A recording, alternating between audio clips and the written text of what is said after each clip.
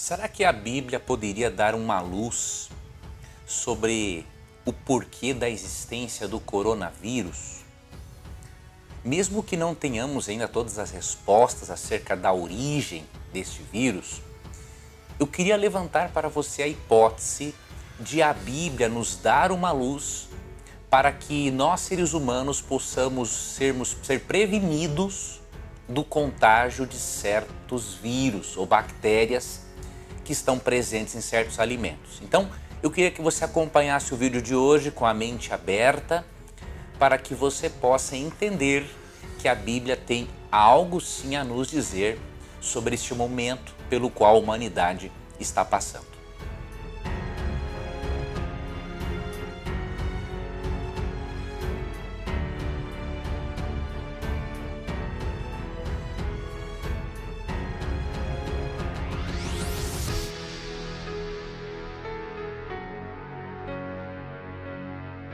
Segundo a Folha de São Paulo, nesta última terça-feira, dia 25 de fevereiro de 2020, foi confirmado o primeiro caso de coronavírus no Brasil.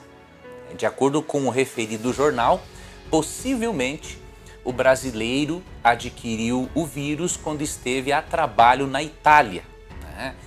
E até quarta-feira, na Itália, mais de 320 pessoas foram contaminadas e isso causou a morte de mais 11 pessoas.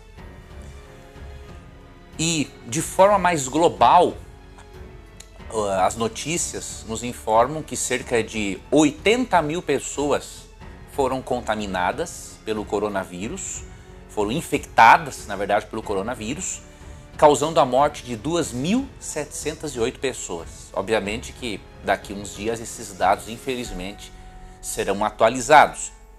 Mas mesmo que não se saiba muito sobre a origem desse vírus, porque os cientistas estão pesquisando, estão estudando ainda e conclusões mais assertivas não puderam ainda ser tomadas, eu quero repartir com você uma informação bíblica que pode ajudar os seres humanos a verem que doenças, vírus, bactérias surgem como resultado da desobediência humana a certas leis. Sejam leis de ordem moral, sejam leis naturais, leis psíquicas e até mesmo leis dietéticas. E eu quero mostrar para você que em Levítico 11 e também em Deuteronômio 14 há uma relação de carnes de animais que foram proibidos por Deus para o consumo. E interessante que, para dizer que esses animais são impróprios para a alimentação, Deus se utiliza de uma linguagem diferente, que era a forma de ele alcançar os israelitas na época e os povos antigos. Ele diz que esses alimentos eram imundos ou impuros, ou seja, uma forma de Deus dizer que eles não deveriam fazer parte da alimentação dos seres humanos. Mas antes, eu não quero que você pense que eu sou aqui um fanático exagerado que está atribuindo a causa do coronavírus a uma alimentação imprópria simplesmente. Isso é uma possibilidade, mas conclusões mais assertivas teremos com o tempo, não é? Quando os cientistas concluírem os estudos. Mas eu quero já repartir alguma informação com você acerca do que a Bíblia diz, tanto em Levítico 11 quanto em Deuteronômio 14. Eu vou usar a listagem de Levítico 11, depois você pode ler Deuteronômio 14. Antes de eu mencionar o texto bíblico, veja o que disse uma matéria da BBC News, escrita por Ellen Briggs. Vou ler aqui alguns parágrafos. Ela disse o seguinte: em algum lugar da China, um morcego voa deixando para trás um rastro de coronavírus em seus excrementos, que caem em meio à vegetação de uma floresta. Um animal silvestre, possivelmente um pangolim, não se tem a certeza, mas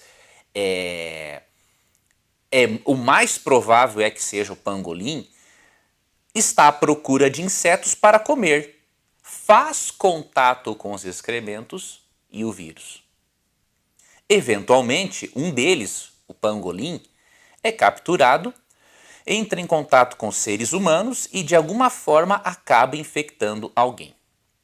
Esse indivíduo, por sua vez, transmite o vírus aos seus colegas no mercado, onde outros animais silvestres são vendidos. E assim pode ter nascido o surto global do novo coronavírus, que, segundo a Organização Mundial da Saúde, tem potencial de pandemia.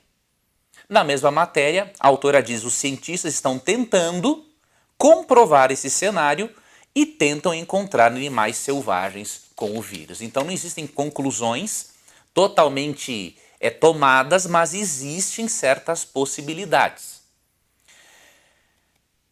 E por que, indo para a possibilidade de que o pangolim é o principal, diríamos, transmissor para os seres humanos do coronavírus, o pangolim, quando você compara as características dele com aquilo que a Bíblia ensina sobre os animais lícitos ou ilícitos para alimentação, você percebe que o pangolim é usado na alimentação, obviamente, e as escamas deste animal são vistas com potencial afrodisíaco. Ele é um animal mamífero, semelhante ao tatu, e possui o corpo coberto com escamas dérmicas e longas e fortes unhas nos membros dianteiros. Ou seja, ele não se enquadra nas características de animais limpos mencionados no texto bíblico. Quer ver? Quando o texto bíblico fala dos animais apropriados e dos inapropriados para a alimentação, falando acerca dos animais terrestres, quais são as características que um animal deve de ter para que ele possa servir de alimento? E aí eu vou lhe explicar, inclusive, a razão para isso. Vou ler para você Levítico, capítulo 11, dos versos 1 ao 8. Depois você pode ler outros versos para ver quais são as características dos animais aquáticos que você pode ou não comer e quais são as características das aves, insetos e por aí vai, tá bom? O Senhor falou a Moisés e a Arão, dizendo: Falai aos filhos de Israel. Dentre todos os animais terrestres, esses são os que podereis comer, os que têm o casco fendido e ruminam. Por quê? O animal que tem o casco fendido e rumina, ele tem um sistema digestivo complexo, mais capaz de eliminar toxinas daquilo que ele come. Ok? E aí, entre os animais que não têm essas características, óbvio, o pangolim não é mencionado por nome aqui, mas ele tem as características dos animais impróprios. Eu vou ler aqui para você. Primeiro, ele não tem o casco dividido, né? O pangolim tem garras, grandes unhas nas partes dianteiras e ele não rumina, não é um animal que rumine, que tem um sistema digestivo complexo. E aí, diz o verso 4, assim, entre os animais que ruminam ou que têm tal casco, não deveis comer os seguintes: o camelo, pois rumina, mas não tem tal casco. Para vós ele é impuro. Ou seja, o animal, para ser impuro, ele tem que ter o casco dividido e também tem que ruminar. Digamos que o pangolim ruminasse, mas se não tem o casco dividido, também não é considerado um animal próprio para alimentação. Tem que ter as duas características. E aí segue o verso 6. A lebre, pois rumina, mas não tem tal casco. Para vós ela é impura. E olha outro animal, verso 7. O porco, pois tem casco fendido. Nesse caso tem casco fendido, porém não rumina. Para vós ele é impuro. Não deveis nem comer da carne deles, nem tocar o seu cadáver. Para vós eles são impuros. Então veja, há em Levítico 11 uma lei dietética que proíbe comermos animais terrestres que não tenham o casco dividido em dois e que não ruminem. Ou seja, que não tenham um sistema digestivo complexo capaz de eliminar melhor toxinas. Não estou dizendo para você que não possamos ser contaminados por animais considerados puros. Mas o que eu estou destacando é que o contágio é muito maior, a contaminação é muito maior em animais considerados impuros, cujo sistema digestivo e sistema imune não são tão eficientes como o dos outros animais puros para eliminar toxinas e para lidar com micro-organismos invasores. Então, queridos, se nós obedecermos às orientações de Levítico 11 e colocarmos a lei de Deus acima do sabor dos alimentos, podem ter certeza, o resultado será menos doença, menos dor e menos sofrimento. Na Bíblia encontramos promessas de Deus para aqueles que são obedientes, para aqueles que seguem as leis de Deus, e neste caso especial as leis dietéticas que têm a ver com a saúde. Perceba que esse é um tipo de lei que não pode ter sido abolida, né? Porque se ela fosse abolida, deveria ser feita de uma forma, diríamos assim, mais segura, ou seja, nenhuma pessoa mais deveria ficar doente por comer certas carnes de animais imundos. Mas como não é esse o caso, né? Por exemplo, o porco pode contaminar a pessoa com a triquinose, né? Frutos do mar podem trazer reações alérgicas muito fortes. Outros animais, como nesse caso o pangolim, podem infectar seres humanos com o vírus presente nele. Então existe uma série de coisas que nos mostra que Deus não poderia ter abolido essas leis essas leis dietéticas. Elas são válidas até para os nossos dias, até porque o nosso corpo, se formos parar para analisar, o nosso corpo, com os anos de degeneração do pecado e pelo nosso estilo de vida e alimentar, o nosso corpo é mais fraco, mais sensível a doenças do que o corpo dos israelitas no passado, que não eram tão expostos a quantidades maiores de bactérias, não eram tão expostos ao estresse, à poluição, como nós o somos, e à alimentação de industrializados. Então, se nós somos organicamente mais fracos do que eles, essas leis de Levítico 11 valem mais ainda para nós em nossos dias, são mais importantes ainda em nossos dias. Veja a promessa de Deus para você se você não fizer uso de carnes imundas. E se você seguir esta lei dietética e outras leis de Deus. Deuteronômio capítulo 7, versos 11 a 15 eu vou ler. Guardarás o mandamento, as leis e os costumes que hoje te ordeno pôr em prática. E porque ouvireis esses costumes e os guardareis e poreis em prática, o Senhor teu Deus conservará a aliança contigo e a fidelidade que jurou a teus pais, aos antepassados israelitas, né? Ele te amará, obviamente a nós também, abençoará e multiplicará, e abençoará o fruto do teu seio e o fruto do teu solo, teu trigo, teu vinho novo, teu óleo, tuas vacas prenhes e tuas ovelhas mães, na terra que a teus pais ele jurou te daria. Serás abençoado mais que todos os povos. Não haverá esterilidade em ti, nem para os homens, nem para as mulheres, nem para o teu gado. Verso 15. O Senhor afastará de ti todas as doenças e todas as funestas epidemias do Egito, que bem conheces. Ele não as infligirá a ti, mas as enviará a todos os que te odeiam. Veja, entre as promessas de prosperidade de Deuteronômio 7, 11 a 15, Deus promete proteção contra epidemias se nós seguirmos suas leis de saúde e suas leis dietéticas. Eu não tenho dúvida alguma de que se os nossos amados e queridos irmãos chineses aprenderem o Evangelho e seguirem as orientações de Levítico e Deuteronômio, muitos tipos de animais imundos deixarão de fazer parte da alimentação deles. Consequentemente, muitas outras doenças serão evitadas, porque Deus promete que se seguirmos suas leis, incluindo as leis dietéticas, Ele vai afastar de nós essas doenças. Só que a Bíblia também tem promessas e dicas para os que já estão doentes.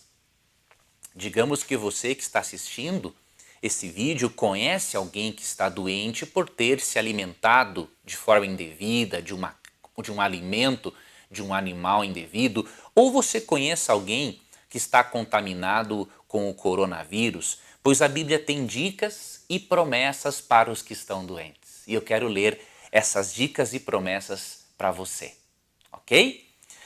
Dica número 1. Confie no cuidado paterno de Deus. Isso está no Salmo 41:3, que diz o seguinte: o Senhor o assiste no leito da enfermidade. Na doença, tu lhe afofas a cama.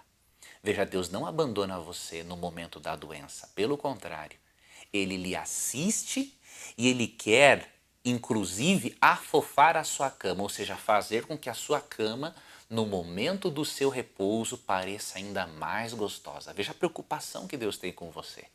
Então, a primeira dica, confie no cuidado paterno de Deus. Segunda dica, confie no poder curador de Deus. Lemos isso no Salmo 103, versos 2 e 3.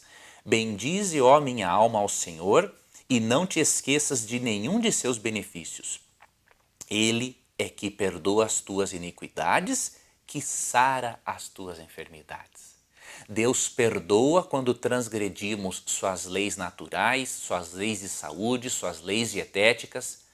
Temos sim os resultados por essa transgressão, mas Ele nos perdoa, Ele nos sara, Ele nos cura. Terceira dica, confie na oração intercessora. Peça para que pessoas orem por você se você estiver doente, com qualquer tipo de doença ou infectado pelo coronavírus. Tiago 5, 14 e 15 nos estimula a fazermos isso.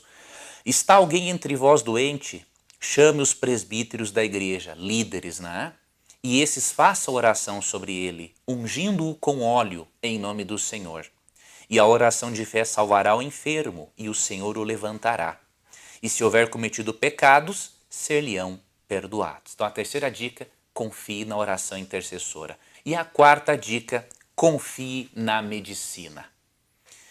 Lemos em 1 Timóteo 5:23 que mesmo Paulo tendo o dom de cura, ele disse para Timóteo fazer uso da medicina porque em certos casos Deus escolhe fazer o milagre e em certos casos Deus escolhe usar os recursos da medicina, em certos casos Deus usa a medicina natural para curar alguém.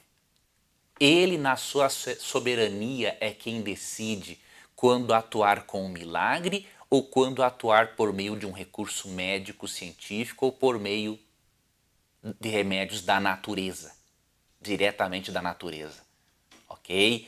Então muitas vezes Deus pode optar não pelo milagre para Ele reeducar o seu e o meu estilo de vida, a fim de que tenhamos uma saúde mais estável, tá? Mas Ele pode sim fazer o milagre, mas também, mesmo que Deus faça o milagre, não deixe de usar os recursos médicos científicos à sua disposição, porque foi Deus quem deu sabedoria ao ser humano para desenvolvê-los, porque Deus é a fonte de todo o conhecimento. Tá, ok? E em 1 Timóteo 5:23 é dito o seguinte: não bebas mais água só, mas usa um pouco de vinho por causa do teu estômago e das tuas frequentes enfermidades. A água nos dias deles era muito contaminada e para diminuir o risco de contágio, mesclava-se um pouco do vinho fermentado com a água quase potável, né? Para que esta água ficasse mais pura. Então, possivelmente, porque Timóteo estava tendo problemas de estômago ou disenteria, não é? Paulo recomendou que ele utilizasse o recurso médico da época, associar vinho fermentado com água, para que isso evitasse que ele continuasse com constantes problemas do estômago. Então, mesmo confiando no milagre de Deus, mesmo buscando a cura por meio da oração intercessora, mesmo confiando que Deus pode fazer um milagre, não negligencie, não deixe de usar os recursos médicos, porque a Bíblia o estimula, a Bíblia o aprova. Ou seja, siga essas orientações bíblicas com fé e você será recompensado da forma como Deus julgar melhor para você. Ele vai curar você fazendo um milagre, por meio de remédios e tratamentos naturais ou por meio da medicina convencional. Confie em Deus, coloque-se nas mãos dele e pode ter certeza que ele vai fazer o melhor para você. Eu peço que você compartilhe esse vídeo com o máximo de pessoas que você puder. Eu peço que você também curta, porque isso ajuda-nos muito para que o Google veja a relevância desse conteúdo para que mais pessoas possam assistir. Assim você pode contribuir para que mais e mais pessoas tenham acesso a esse conhecimento precioso bíblico que pode contribuir para com a saúde delas. E eu destaco mais duas coisas para me despedir. Você pode ser um membro do canal, clicando no botão Seja Membro, se esta for a sua vontade. E se você deseja auxiliar filhos, adolescentes ou levar palestras de qualidade sobre a adolescência para a sua igreja ou para qualquer outro evento, há palestras disponíveis preparadas por mim e por Nelson com slides para que você possa apresentar em qualquer evento e que serão com certeza uma bênção. E tudo isso por um preço bastante muito acessível. O link está aqui na descrição do vídeo. Que Deus guarde a você, um abraço e até o nosso próximo estudo.